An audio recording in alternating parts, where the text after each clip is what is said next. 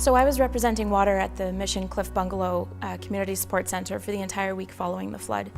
And there was one day in particular that was pretty difficult, and I know everybody will remember. An older gentleman had walked into the building and he was just covered head to toe in sticky mud and silt, and he looked absolutely exhausted. It turned out that he had been trying to clean up his basement suite by himself for about 2 days. And I think he was absolutely shocked to see the energy and the people and the food donations in the community center. Up until that morning, he didn't know that we were there to help. Some volunteers sat him down and gave him a plate full of food and a cup of coffee, and it was at that point that he just burst into tears. This grown man sitting on a couch in a community center, just bawling. Everybody working in the community center just went a little bit quiet at that point. I think it hit home for everybody that this was a big deal, and a lot of people had just lost everything. June 20th was, that started just like any other day. You had your crews out on business as usual jobs. I dropped off my kids at school in the morning and sent them on their way. I didn't know I wasn't going to see them for 4 days. And the phone didn't really start ringing until about 10:30 in the morning. And that's when everything changed. Eh? It really did. The day just went on and on and on. And about 9:30 that night, one of my guys working for me called me and said that he tried to get a hold of his mom who lives in Bowness with him, and he couldn't get a hold of her, and he was really worried about her, and he wanted to go home and see his mom. And I said, you know what, I will come and pick you up in my city truck, and we'll be able to go through all the barricades and stuff, and we'll go check on your mom. And so I went and picked him up, and we drove along Memorial Drive, and there's firemen and policemen everywhere, and we finally got out to Bowness, and the power was already shut off. They already had started evacuating people, and the water was about a house and a half away from his, and so he went into the house and tried to find his mom, and his mom was gone, but she left a note that she left with the paramedics. And I asked him what he wanted to do, and he said, go back to work. My mom left with the paramedics. I know she's in good hands and stuff, and we still got work to do. So a moment that I remember the most during the flooding was a night that the water was coming up. We'd done all we could do. The berms were built, people were evacuated, and a group of us got in a car from the Water Emergency Operations Center and we headed downtown. And it was absolutely surreal. There were police cars with their lights, red lights, just this glow about the city. We looked down streets in Chinatown, and sure enough, the water was starting to bubble up and come into the streets, and you could actually see it move on the sidewalk. And there was this moment where you realized we'd done what we could, and Mother Nature does what Mother Nature does. Everyone has a story. How couldn't we? The 2013 flood event shocked so many of us, including people across the world. It was furious, destructive, relentless. But so were we. No matter our role, we were tireless in rising to the challenge. We were adaptable, measured, creative. Best of all, we were a team. Water people. Women and men who said yes to whatever job we were asked to perform. And we made a difference to infrastructure, to the environment, to the property and lives of Calgarians. Yes, the damage was severe. Thousands of Calgarians and those outside our city suffered terrible losses. But without the preparation and response of water, without investments we've made since the 2005 flood, it would have been devastatingly worse. The event began in the mountains. Between June 18th and June 20th, 200 millimeters of rain dumped into the watershed. Combined with snowmelt, the volume of river water bearing down on Calgary was the most we'd seen since the early 1900s. Recently, and thankfully, we had built a computer model that would detail the impact of a 1-in-100-year event. Incorporated into our flood response plan, it helped us identify how the flow would affect bridges when water would top roadways, or impact lift stations and gates at outfalls. This information let us take measures to reduce the impact and provided a priority list of communities that needed to be evacuated. We were able to respond the way we did because of the preparation that we had made in the past leading up to this event. Since 2008, we've put a number of elements in place, like watershed monitoring, for example, where from about mid-May through early July, we have folks who on a regular basis look at conditions in the watershed, weather forecasts, snowpack, how high are the rivers flowing, both the Bow and the Elbow, and really look at what the conditions are that could lead to a significant event. And an area that we've improved in over the last few years is how we're operating the Glenmore Reservoir. And so in this case, knowing that there was something significant in the watershed, the reservoir was lowered to over 3 meters below crest. Pretty low reservoir, but we knew this was going to be significant enough that it warranted that kind of preparation. And that certainly made a big impact. We had over 1,200 cubic meters per second coming into the reservoir on the Elbow River. And because the folks at Water Treatment had lowered the reservoir to where it was, they were able to control that flow to 700 cubic meters per second. So a 1 in 500 year event in the Elbow River coming into the reservoir and a 1 in 100 year event coming out of the reservoir. We know that if we hadn't have done that, the levels in the river would have been over 2 meters higher. There were many people that were involved in the response, but many more people involved in preparing us to respond.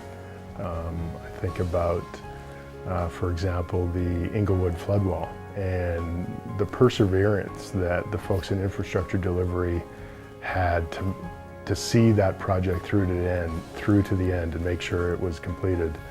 That piece of infrastructure saved Inglewood. Inglewood didn't get flooded. Preparedness, combined with a dedicated, skilled team, also preserved our drinking water. In 2005, we experienced the muddiest water ever coming into the Glenmore water treatment plant. We didn't think we'd see anything like it again. In this flood, we treated water that was 2 times muddier.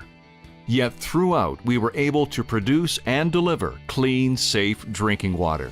Calgarians didn't have to boil water. Emergency services weren't jeopardized. This good news story was made possible for 2 reasons. New drinking water processes and upgrades were completed in 2012 at the Glenmore and Bearspaw plants. Then, skilled personnel took over.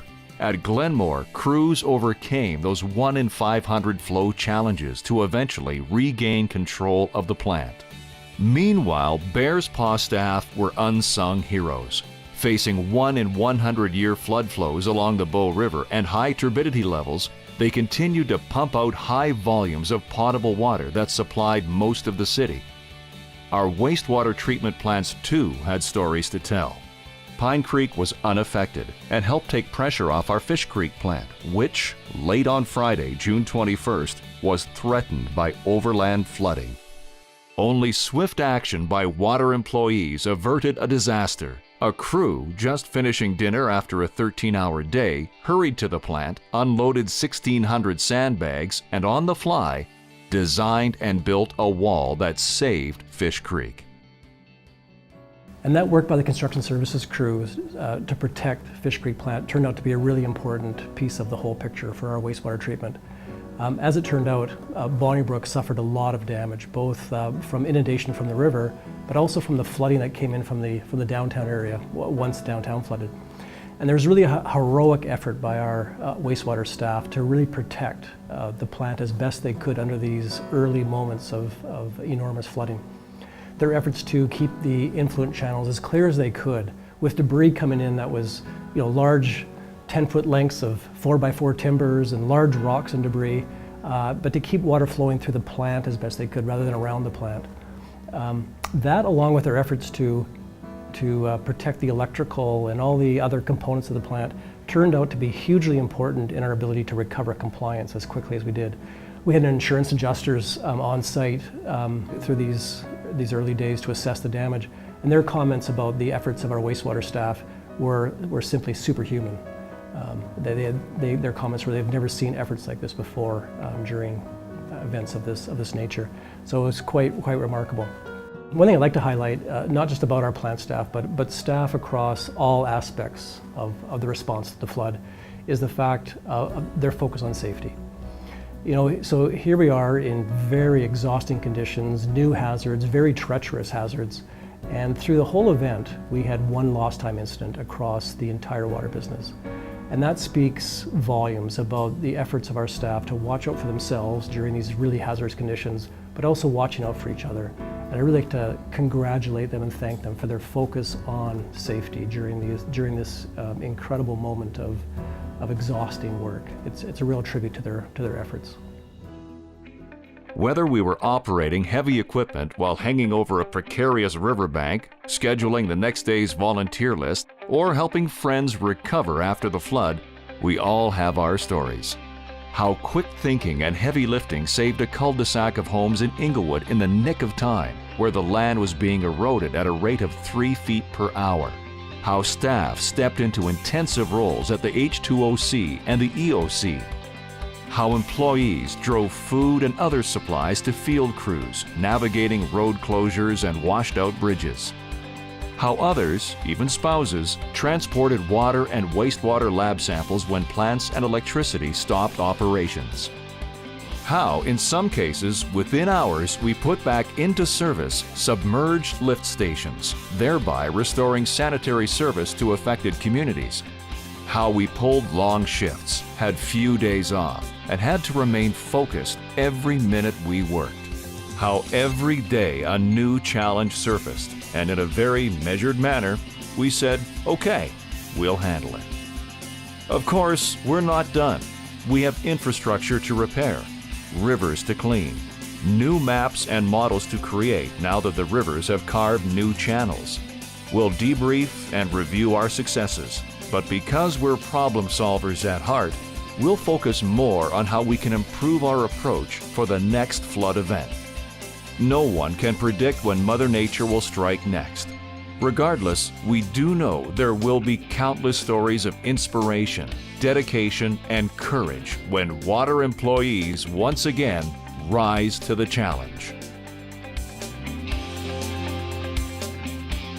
One thing that stands out for me in the flood the most is we kept drinking water flowing.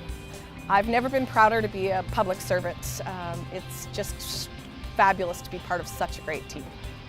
The guys had worked 5 days in a row, and then our first day off, we decided to go over and help Dean gut his basement and get it ready for the insurance guys to come in and have a look at it. And we worked there most of the day and cleaned out the basement and just kind of threw everything out on the front lawn. And the waste and recycling guys came along, picked up everything, and hauled it all away. And it was really good to see. Yeah, you know you're part of a good team when these guys work 5 days straight, and the 1 day off they've got, they're there helping one of the guys out before going back into another 3-day stretch. It's just great. So after this gentleman had a chance to recover, we packed up a huge bag of food for him that would help him get through the next few days, and we sent him on his way. And the next 10 volunteers that came into the center that day were sent to his house. And we got word at the end of the day that they had completely pumped it out. They had shoveled out the 1 foot of mud in the basement, and that the whole basement had been gutted. I think for the rest of us, it became really clear that it didn't matter if we were there talking about water. It just mattered that we were there.